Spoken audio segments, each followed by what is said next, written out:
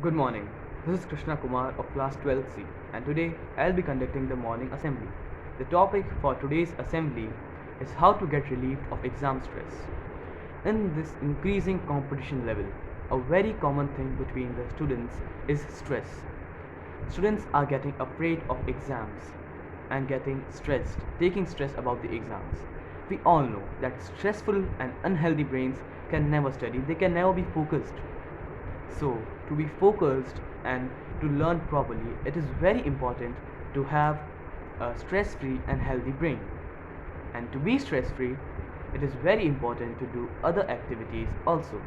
Like if a student is studying 8 to 12 hours a day, it is very important for him or her to also do other activities like watching television shows or going for a walk or playing games or do activities that just make their brain relaxed, because a relaxed brain is a healthy brain, and that brain stay focused and can easily help you to learn difficult things. So, to keep your brain healthy and to score good marks in exams, it is very important to stay stress free and just stay relaxed. So, all the best for exams and keep studying, but also do other activities that relax our brains. Thank you.